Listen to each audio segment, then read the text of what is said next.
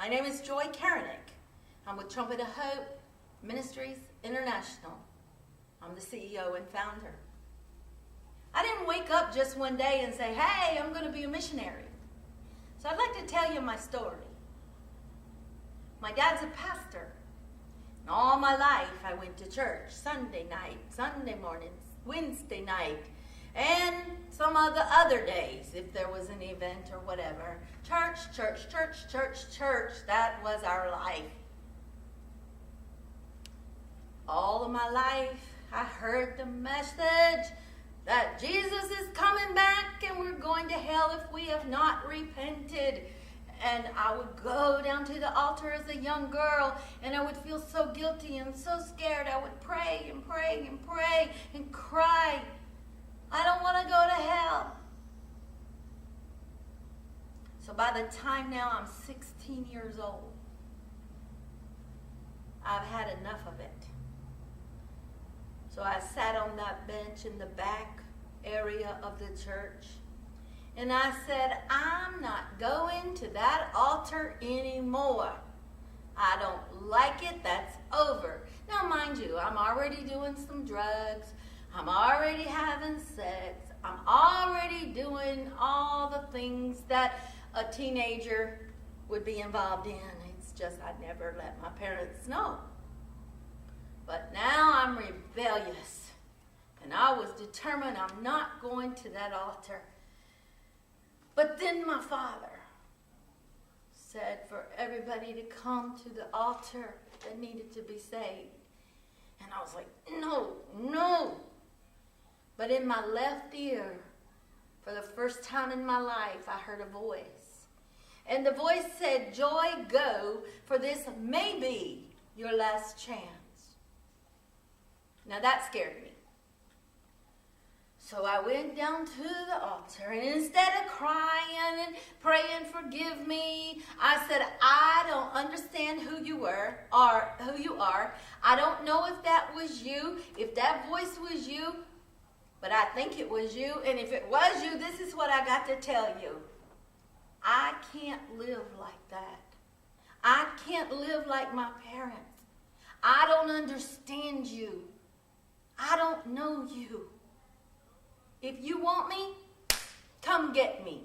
And that was my attitude at the altar this day. Actually, the day was September 11, 1975. It was about 3 o'clock in the afternoon.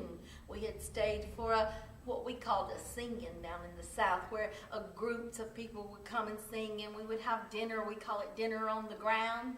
And we would have dinner and then sing some more. And my daddy had to call that altar call. But anyway, I went back to my seat, and I was scared because I heard a voice, a real voice in my ear, in my left ear.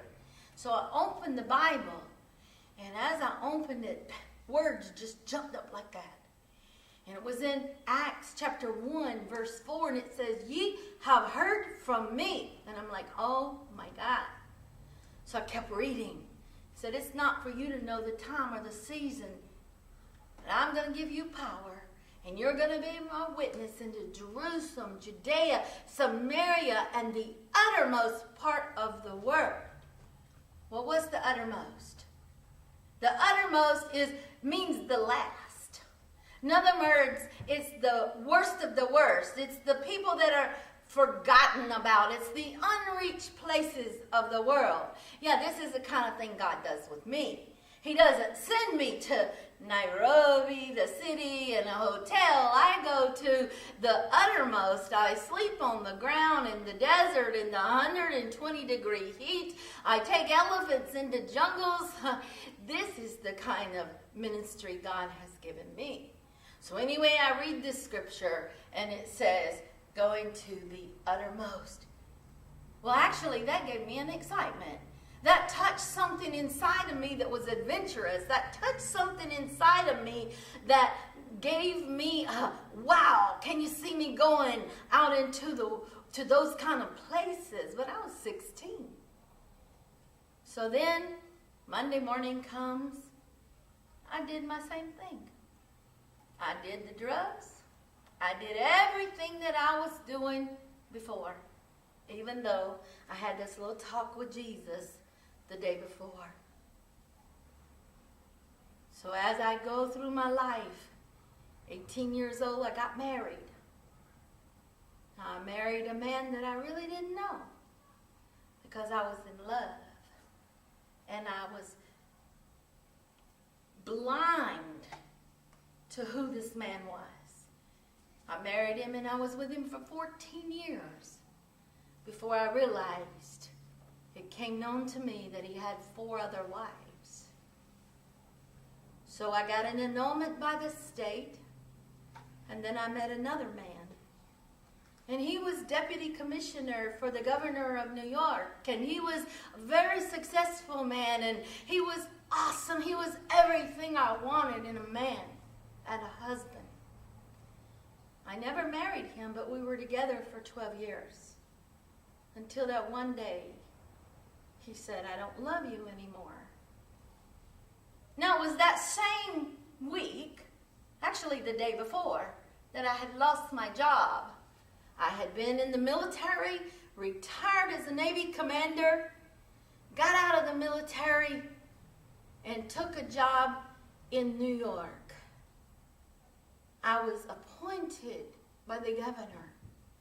That week, my job said goodbye, my relationship ended, and all of my money was gone. My job, my boyfriend, and my money.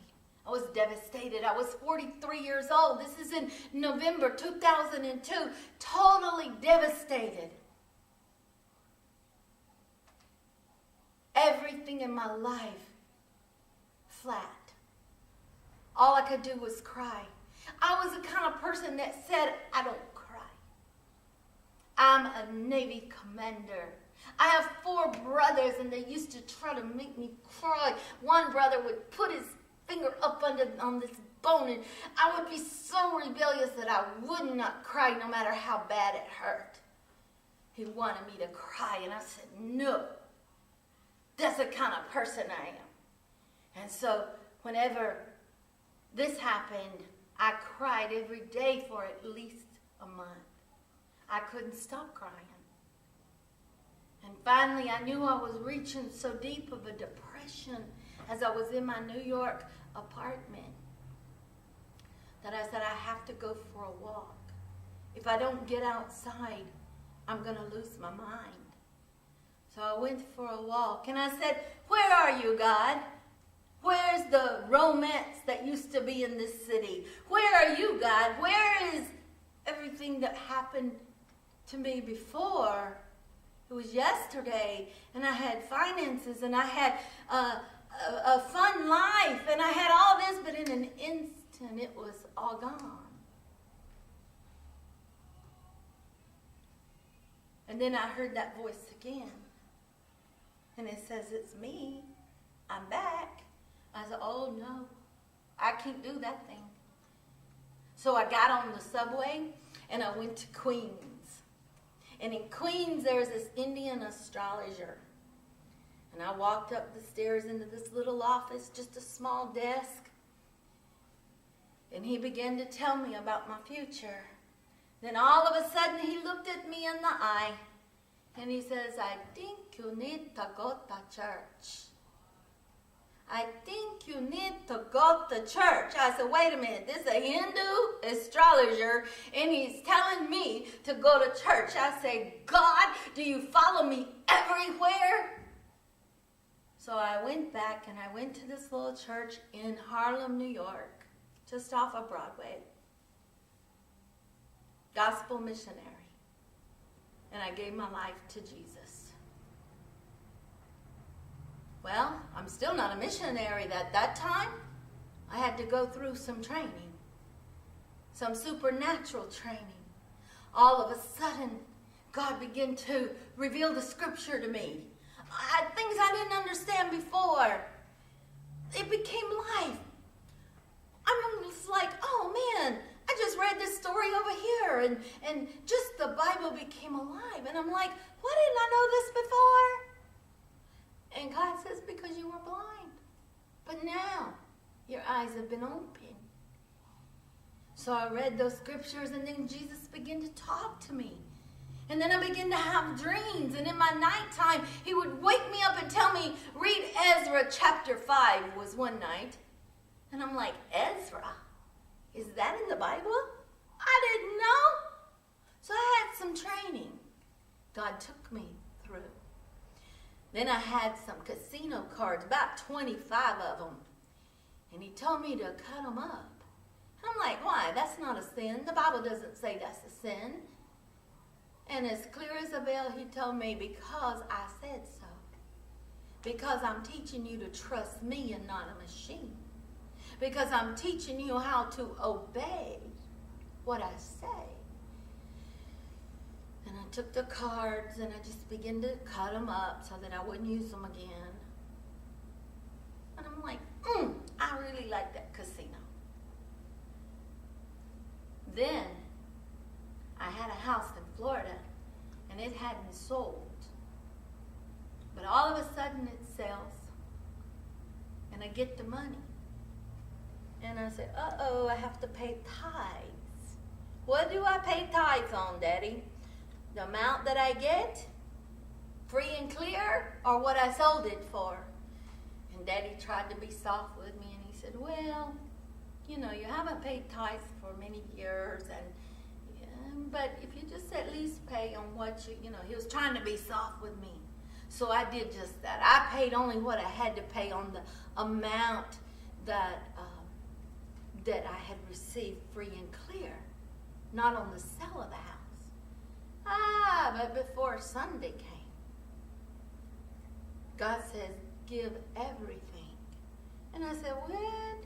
I've already talked to one pastor and my daddy, and now you're telling me I got to give everything? And I said, that's all I have. That's everything I have. And, you know, Lord, I was going to pay bills, and you do want us to pay bills. You don't want us to be in debt. And he said, give everything. Well, it just so happened that he took me through the whole night, and that money I sent to my father's church. And the next day I got a phone call saying that money arrived 1 hour before their insurance would have been canceled. I had no idea. But this is how God works. So anyway, I'm still not yet a missionary, but I sold my house. Now, I put all the stuff in storage. I had antiques. I had stuff from over the world because I'd been in the military. So I had all kind of wonderful things. I had a special doll collection that Mama and Daddy had always given me a doll, birthdays, Christmas, because I'd gone to a Christmas party at church and they didn't have enough dolls. And we got there late. And I cried. My daddy said, you'll never be without another doll. So I had all kind of dolls, porcelain, antique dolls.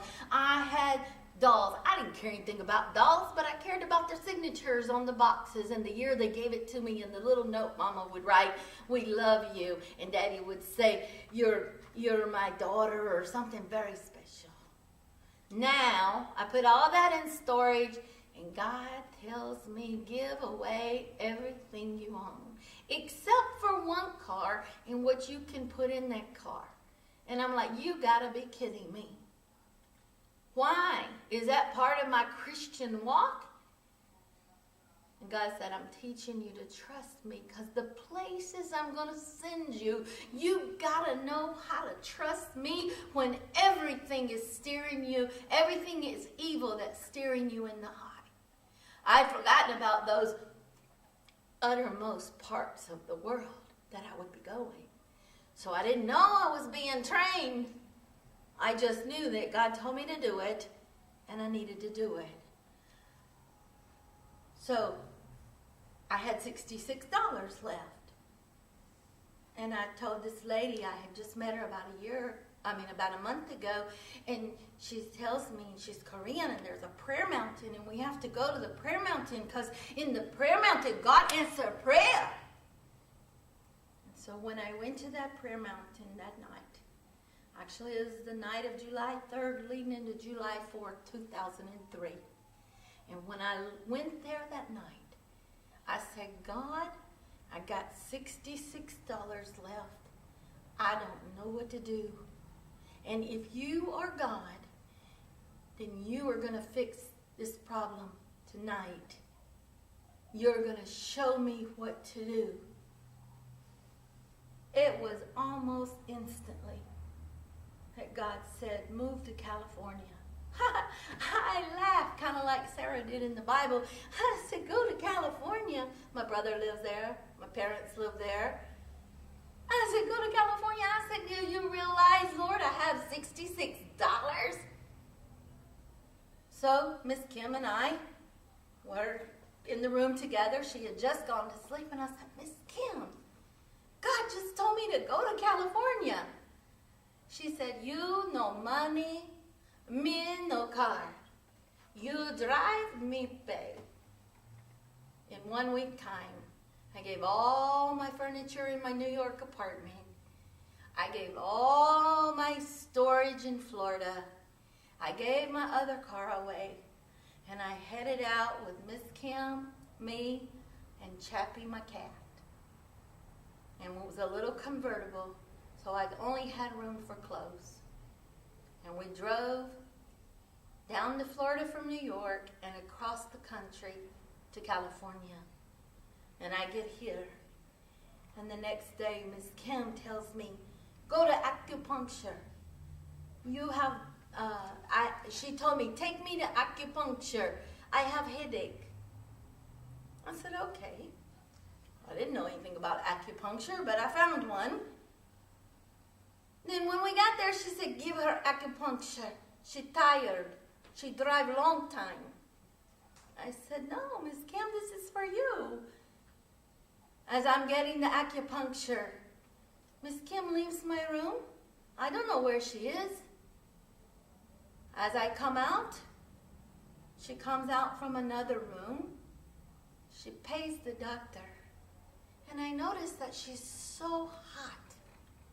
As she put the money in his hand, she fell into my arms. She went into coma because she had cancer, brain tumors. In the emergency room, she woke up for 1 minute. And I said, Miss Kim, it doesn't look good. Are you scared? And she said, no, Joy, Jesus. And those were her words, the last words that she imparted into me. She imparted a faith gift into me because I needed it. I needed to have faith to go where God is going to send me. So Miss Kim died. And then God tells me, go to school. I said, wait a minute, God. I already have a master's in management. I don't know about seminary. I don't understand what that word means. I don't know if I need Bible college, seminary. I don't know. I don't even know who Abraham and Moses is. How am I going to go to school and learn? And I'll be around all those pastors. And God said, go to school. He opened the doors of Fuller Seminary for me to get my degree in theology and in world mission. We call it cross-cultural studies. Upon graduating, my friend Lynn, she says, Joy, where are you going to go? I'm like, I don't know. I said, I went to school. Now I got 3 masters. Now I don't know what to do. I'm not a pastor of a church. I'm not called to do that. But I know God called me to be a missionary. But He's not told me a particular country. Don't you have to have one country? So then God opened a door in Kenya. But it wasn't in Nairobi. It was in the Uttermost. You know, the primitive Turkana tribe. He also opened the doors of Philippines. He also opened the doors of Thailand.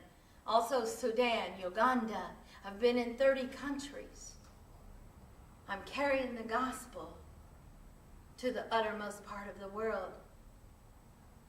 So that day, God told me to go to seminary. Now I'm broke. I said, how am I going to go to school? He said, I'll make a way. He showed me the scripture.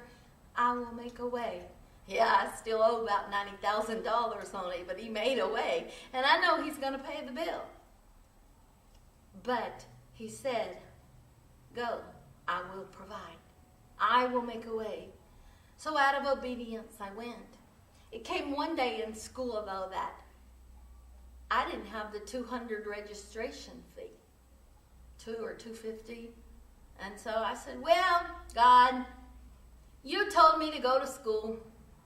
I don't have the money for registration. My job is to write the check. I guess your job is to pay the bill.